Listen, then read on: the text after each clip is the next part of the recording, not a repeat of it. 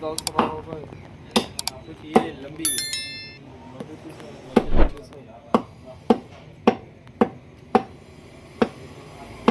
वही था कि हमारे ना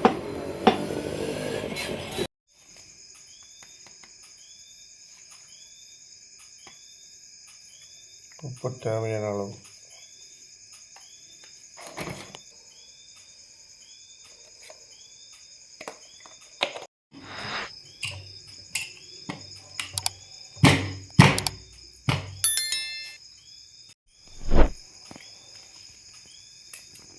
வெங்காயம் ஒரு 1/4 கிலோ வெங்காயம் போட்டிருப்பீங்களா?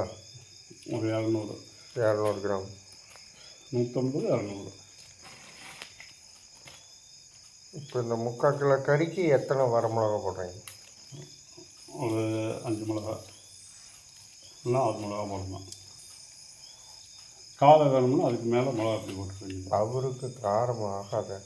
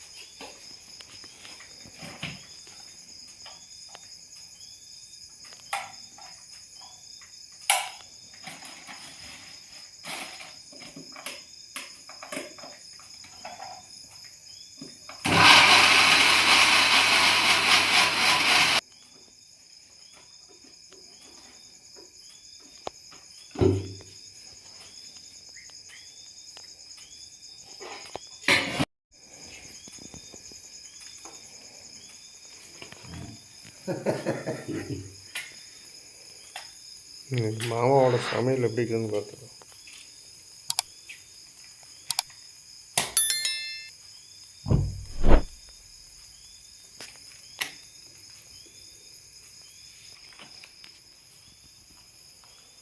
நல்லெண்ணெய்ங்களா கடல் எண்ணெய்யா?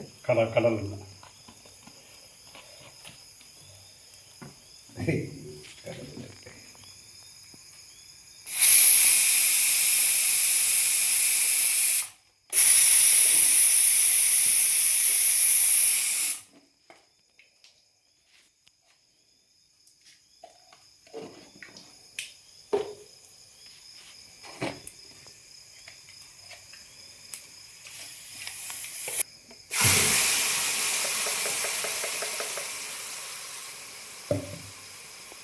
அது அப்படியே அலசி ஊற்றி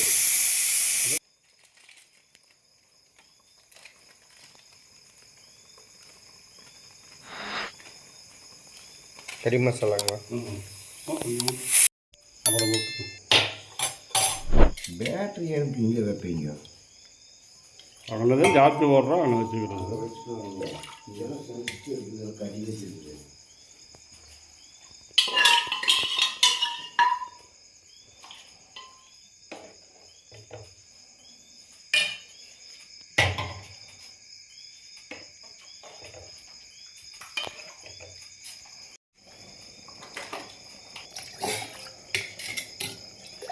மட்டன் குழம்பு கொதிச்சுட்டு இருக்குது. இப்போ வந்து ஒரு ஊத்தாப்பம் ஊற்றிக்கலாம். ஊத்தாப்பத்துக்கு மட்டன் குழம்பு.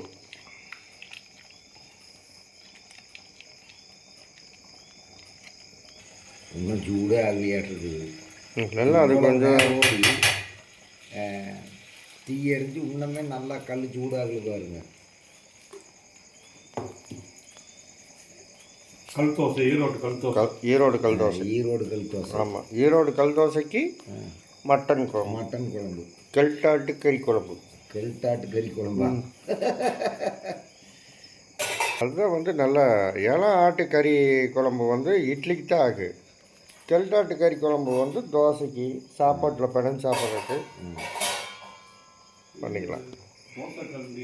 பாருங்க வேகாமல் எங்கேயுமே போகுது. எல்லாம் வேகுமாம்மா, நீங்கள் எதுக்கு அவசரப்படுறீங்க? இப்போ தான் சென்டராக நிற்கிது. கழுவிட்டாங்க. மிளகு ரொம்ப காரமாக இருக்கும். ஆமாங்க, கம்மியாக போடுங்க.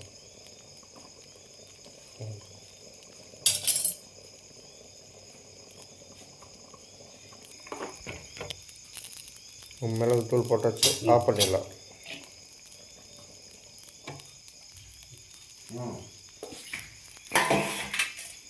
தோசை ரெடி ஆயிடுச்சு. தோசை திருப்பி போட்டுடலாமா? திருப்பி போட்டுடலாங்க. சூப்பர் தோசை.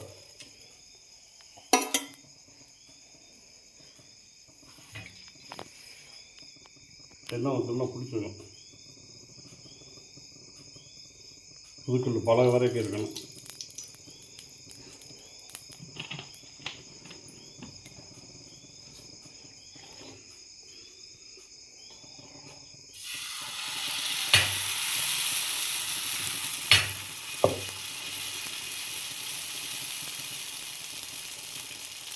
இன்னும் கொஞ்சம் அகலம் பண்ணிக்கணும். போதுங்க, அது தான் நல்லாயிருக்கும்.